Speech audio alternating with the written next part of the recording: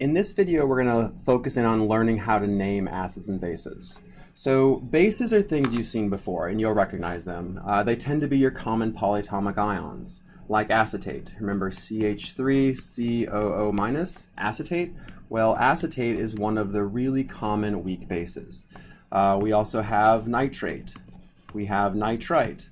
Right, so all of these common polyatomic ions you learned, they're going to be the names of the bases. And they're important because they are kind of like the basis of how we name acids. So naming acids is a little bit more tricky, but at the end of the day, it kind of falls into three main categories based on the name of the conjugate base. So the easiest one is called the 8 rule. So anytime you have a common polyatomic ion or the conjugate base that ends in 8, then the way that we name this is we take the root of the word. So acetate becomes acete, and then we add ic, acid. Okay, so the conjugate acid of acetate is acetic acid, and it would have the formula of CH3COOH. Okay, nitrate.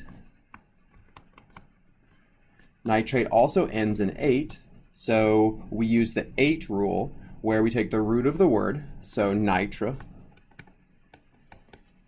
we add ic, acid, so nitric acid.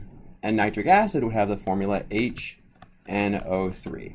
And this is really the most common way of seeing the chemical formulas of acid would be a hydrogen first written before the formula for the conjugate base. And that's a really easy way to always recognize acids, is look for the hydrogen written first. Now, as we saw with acetic acid, that's not always true. Acetic acid or other carboxylic acids, you often have it written after those oxygens, so it's written at the very end. Okay, but in most cases, you'll see the hydrogen written first.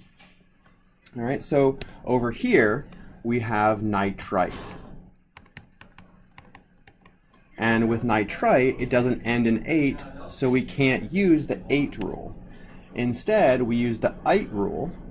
Anytime the conjugate base ends in ite, we start off the same way. We take the root of the word, so we have NITR, but instead of adding ic, we add us, so nitrous acid. Nitrous acid has the formula HNO2. And the only difference is that nitrate has 3 oxygens, nitrite has 2. Okay, let's try one more of these. So you might remember ClO- was hypochlorite. This ends in ite, so we use the ite rule, and this becomes hypochlor. OUS, so hypochlorous acid, and it has the formula HClO. The very last rule is probably the most common, and it'll come very easy to you. This is when we have halides, so HF or HCl or HBr, right? Any of these, the conjugate bases of these acids are fluoride, chloride, bromide.